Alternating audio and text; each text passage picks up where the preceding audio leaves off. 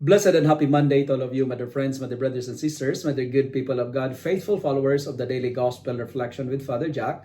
My dear kababayans, today is August 18, 2025, and today is Monday within the 20th week in Ordinary Time, Year C. Today's Gospel is from the beautiful and the wonderful account of the Gospel of Matthew, chapter 19, verses 16 to 22.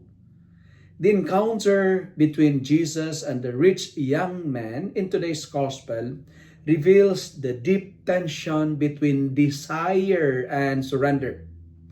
The young man comes with the most noble question of all, and he asks Jesus, "What good must I do to gain eternal life?" His desire is genuine, very authentic. Yet, when Jesus asks him to go beyond commandments into radical surrender, like selling his possessions and following him, his face falls and he walks away sad. And this moment reminds us that faith not only about avoiding sin or following rules and regulation, but it's all about the courage to let go of what keeps us from total discipleship. The call of Christ is always an invitation into freedom, but freedom often requires sacrifice and letting go.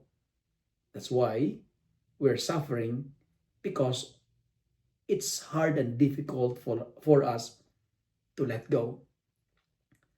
And you know what, my dear friends, my dear brothers and sisters, each of us has our own riches, not just money, investments, but attachments, comforts, and securities we hold tightly.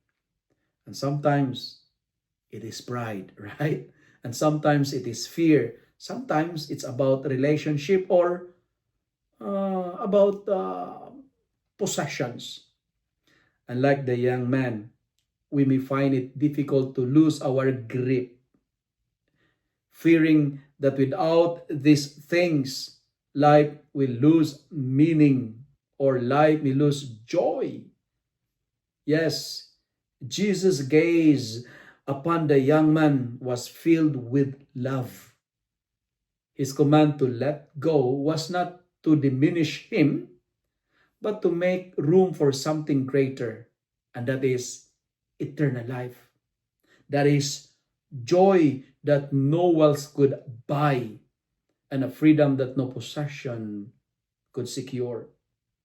The invitation of the Lord is never meant to rob us, but to give us more than we ever imagined, and that is eternal life with Him. Today's Gospel challenges us to ask, my dear friends, ask yourself with this question: what is holding me back from following Jesus completely? The young man walked away sad, but the Gospel leaves his story open-ended. Perhaps he returned one day, ready to surrender, ready to let go. And our lives are the same. The invitation to a deeper discipleship is ongoing. Today, Christ looked at us with the same loving gaze and asks us to let go of what enslaves our hearts. If we dare to trust Him, surrendering our attachments, we will discover that what we give up is nothing compared to what we gain. And that is life with Him here and for all eternity. Let go and let God. Let go and you will grow. If you love and like this reflection, kindly share it with your friends. Share it with your family. Make the Word of God viral so that many will be blessed. Amen.